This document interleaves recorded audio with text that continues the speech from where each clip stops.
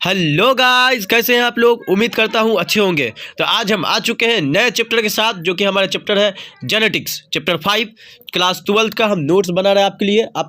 आप लोगों को पिछला 4 चैप्टर का नोट्स पहले से प्रोवाइड करवा चुके हैं।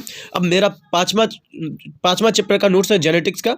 ठीक है, देखिए हम आपको शॉर्ट नोट्स प्रोवाइड कर रहे हैं कि ताकि आपका 12th का एग्जाम इजी हो जाए, आपको पढ़ने में आसानी हो जाए और रिवीजन करने में आसानी हो जाए। आपका अगर नोट्स तैयार नहीं है बाय द वे कॉपी में, या तो फिर आप क्लास वैकेंट किए हैं, आपका नोट सही से तैयार नहीं है, तो आप यहाँ से नोट से आप रिवाइज करके 12th का एग्जाम के लिए तैयारी प्रिपेयर एकदम आसानी से कर सकते हैं। चलिए हम स्टार्ट करते हैं। तो हमारा हेडिंग है, जैसा कि आपको पता है कि हम सिर्फ हेडिंग पढ़ते हैं, बाकी सारा चीज़ आपको खुद पढ़ना होता है कि ताकि वीडियो लंबा नहीं हो। अगर आपको इसमें नोट्स में किसी तरीके का कोई दिक्कत है तो आप हमें कमेंट में डिस्क्रिप बता सकते हैं किस तरीके का आपका क्या प्रॉब्लम है, तो फिर हम उस हिसाब से फिर सॉल्व करेंगे आपका प्रॉब्लम को। ठीक है, चलिए। तो हमारा चैप्टर है चैप्टर 5 जेनेटिक्स। हम लोग जानते हैं कि जेनेटिक्स सबसे टफेस्ट चैप्टर और सबसे इजी भी है और सबसे कंसेप्चुअल भी है। ठीक है, अगर कंसेप्चुअल है तो इजी है, अगर आप कंसेप्ट नहीं समझते हैं तो इसका मतलब वो आपके लिए बहुत टफेस्ट हो जाएगा। ठीक है, तो ये चैप्टर को एकदम आसानी से और इजी तरीके से कैसे समझना है, ये नोट्स में पूरी तरीके से सारा चीज़ लिखा हुआ है, एकदम इजी तरीके से पूरा लिखा है गया नोट्स, एकदम सिंपल तरीके से। ठीक है, आप खुद देख लीजिएगा। चलिए, तो आपको देखिए चैप्टर का, हमारा जो चैप्टर का नाम है जेनेटिक्स, ये देख लीजिए। Relation between genes and chromosome of the diploid organism and the term use to describe them. ठीक है, इसमें देख लीजिए आप क्रोमोसोम का यहाँ स्ट्रक्चर दिया गया। ठीक, इसमें देख लीजिएगा आप क्या है। लोकी किसको बोलते हैं? लोकी इसको बोलते हैं, लोकाई या लोकी जो भी हो, इसको बोलते हैं जहाँ पर जीन क्रोमोसोम में अवेलेबल होता है। ठीक है, उसको बोलते हैं। चलिए, यहाँ पे कुछ टर्म दिया हुआ है, इस टर्म को समझिएगा, बहुत इंपॉर्टेंट टर्म है। ठीक है, टर्म और उसका मीनिंग दिया हुआ है। जैसे देखिए, लोकस दिया हुआ है, एलील दिया हुआ है, homozygous, heterozygous, homozygous dominant, homozygous recessive. आप समझने की कोशिश कीजिएगा, यह बहुत इंपॉर्टेंट तरीके से समझाया है यहाँ पर, अब बहुत ईजी तरीके से समझाने की कोशिश किया है। अब बहुत ही इंपॉर्टेंट नोट्स है ये वाला। ठीक है, चलिए आप देखिए, आपको खुद समझना है। जितना भी नोट्स है आपको डिटेल में खुद समझना है, सिर्फ हम आपको हेडिंग पढ़ के दे रहे हैं। ठीक है, मेंडल्स फर्स्ट लॉ क्या है, यहाँ ये पूरा दिया हुआ एक्सप्लेन में, आप देख लीजिएगा। मेंडल सेकंड लॉ यहाँ तक पूरा दिया हुआ है हेडिंग में, देख लीजिएगा अच्छे से। ठीक है, मेंडल थर्ड लॉ के बारे में पूरा अच्छे से दिया हुआ है। ठीक है, मेंडल थर्ड लॉ भी देख लीजिएगा। चलिए, अब हम आते हैं, this is what Mendel said summary, यानी मेंडल ने क्या कहा था उसके बारे में उसका कुछ समरी दिया हुआ है। ठीक है, मेंडल का जो कुछ समरी दिया हुआ है आप देख लीजिएगा, समराइज। बहुत ही इंपॉर्टेंट है आपके लिए ये नोट्स। अगर आप 2-3 दफ़ा इस नोट्स को रिवाइज करके देख सकते हैं, रिवाइंड करके देख सकते हैं, तब तक और आपके लिए बेहतर हो सकता है।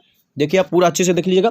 Basic outlet of the Mendel cross, यानी मेंडल ने जो क्रॉस किया था वो क्या क्या उसका आउटलेट आया था, यानी क्या उसका परिणाम भी निकला था। ठीक है, क्या रिजल्टेंट निकला था। Pure breeding parents for a pair contrasting character. ठीक है, बात समझ में आ गया। कंट्रास्टिंग के 7 पेयर ऑफ कंट्रास्टिंग कैरेक्टर के बारे में वो मतलब मेंडल ने जो बताया था उसका सारा यहाँ पे स्टेप लिखा हुआ है, देख लीजिएगा अच्छे से। उसके बाद लिंकेज सिस्टम क्या है ये देख लीजिएगा। लिंकेज सिस्टम का ये डायग्राम वगैरह पूरा अच्छे से दिया गया है। ठीक है, ये देख लीजिएगा अच्छे से डायग्राम, देखिएगा बहुत ही क्रिस्टल क्लियर तरीके से समझाने की कोशिश की है। चलिए, अब यहाँ देखिए, figure schematic and genetic linkage and recombination, ये देख लीजिएगा अच्छे से। ये इसका पूरा नोट्स दिया हुआ है अच्छे से। ठीक है, चलिए, अब यहाँ पे क्रॉस दिया हुआ है। ठीक है, result of the up to generation, phenotypic ratio, genotypic ratio, सारा चीज़ ऊपर में, सारा टर्म ऊपर में समझाया गया है। ठीक है, आप देख लीजिएगा अच्छे से, ध्यान से देखिएगा। कोडोमिनेंट मल्टीपल एलेलिज्म। ठीक है, देख लीजिएगा अच्छे से। ब्लड ग्रुप में जो होता है क्रॉसिंग जो और जो करवाते हो किस तरीके से होता है वो भी देख लीजिएगा अच्छे से। ठीक है, नेक्स्ट है हमारे पास possible blood groups of progeny with respect to the blood group of parents. देख लीजिएगा, पेरेंट्स और प्रोजेनी में कैसे ब्लड ग्रुप मैच होता है, कैसे blood group A positive A negative होता है, बी पॉजिटिव बी नेगेटिव होता है, देख लीजिएगा अच्छे से एकदम। Sex determination and sex chromosome, sex determination कैसे होता है और सेक्स क्रोमोसोम कैसे होता है पूरा अच्छे से देख लीजिएगा आप। ठीक है, पेडिग्री एनालिसिस के बारे में देख लीजिएगा अच्छे से। ठीक है, यहाँ पर एनसीईआरटी टेक्स्ट बुक के बारे में दिया हुआ है, आपको उतना ध्यान नहीं रखना है, बस इतना समझिए कि यहाँ पर ये टेबल दिया हुआ है, ये आपको देखना है। ठीक है, देखिए अच्छे से हर टॉपिक को एकदम अच्छे से देखिएगा, आपको पूरी तरीके से समझ में आ जाएगा। इससे जितना भी क्वेश्चन बनने वाला है, हम इतना तो आपको ये दिलासा दे सकते हैं कि इस नोट्स को पढ़ने के बाद आपको कोई दूसरा नोट्स पढ़ने की ज़रूरत नहीं है। ठीक है, यहाँ पे देखिए, यहाँ पे कुछ दिया हुआ है, can do individual date the autosomal dominant traits and unaffected children. ठीक है, ये देख लीजिएगा अच्छे से, एकदम इजी है। ठीक है, इतना तो आप समझ ही सकते हैं पढ़ करके, हमको तो उम्मीद है आप लोग से कि इतना तो समझ जाइएगा आप क्या है क्या नहीं। ठीक है, ऑटोजोमल डोमिनेंट वगैरह सब दिया हुआ है। अब देखिए एनसीईआरटी में ना कुछ टर्म सब दिया रहता है। ठीक है, कुछ टर्म सब दिया रहता है, और टर्म से कभी कभार क्वेश्चन पूछ दिया जाता है। कभी क्या, हमेशा टर्म से टर्मिनोलॉजी से क्वेश्चन तो रहता ही है, टर्मिनोलॉजी को हो सकता है डिफाइन करने को दे दे। ठीक है, तो टर्मिनोलॉजीज है यहाँ पे दिया हुआ है। यहाँ दिया एलील किसको बोलते हैं, एलीलीज किसको बोलते हैं। ठीक है, और उसके बाद ऑटोजोमल किसको बोलते हैं, कैरियर किसको बोलते हैं।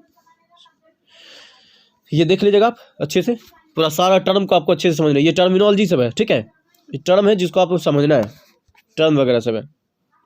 ठीक है, हाइब्रिड क्या होता है, कैरियोटाइप्स किसको बोलते हैं, ये देख लीजिए आपको। म्यूसिस किसको बोलते हैं, मेंडल जोहन गॉर्ग जो था उनके बारे में देख लीजिएगा कुछ। ठीक है, उसका म्यूटेशन किसको बोलते हैं, फिनोटाइप, रिसेसिव और सेग्रीगेशन किसको बोलते हैं, ये देखना है आपको। ठीक है, 6 क्रोमोसोम पढ़ना है, सेच पढ़ना है आपको, ये सब। ठीक है, उम्मीद करते हैं कि आपको ये नोट्स बहुत ज़्यादा हेल्पफुल रहेगा, और अगर आपको लगता है कि ये नोट्स आपके लिए हेल्पफुल है तो आप अपने फ्रेंड्स को, अपने रिलेटिव्स को, ठीक है, आप शेयर कर सकते हैं और हमारे मेहनत को काम में ला सकते हैं। ठीक है, हम आपके लिए इतना मेहनत कर रहे हैं, आपका भी फर्ज बनता है कि आप हमारा सपोर्ट कीजिए। ठीक है, ताकि हम इसके आगे और हम आपको सपोर्ट कर सकें, और हम आपका सपोर्ट बन करके खड़े हो सकें। ठीक है, सो अगर आपको ये नोट्स अच्छा लगता है तो आप शेयर कीजिए अपने दोस्तों को, फ्रेंड्स को। ठीक है, फिर आगे अगले वीडियो हम मिलते हैं। जब तक के लिए आप पढ़ाई करते रहें और एग्ज़ाम के लिए तैयारी बेहतर से बेहतर तरीके से करें, और एग्ज़ाम में अच्छे से अच्छे मार्क्स स्कोर करें, यही मेरी मनोकामना रहेगी। ठीक है, आज के लिए इतना ही। All the very best.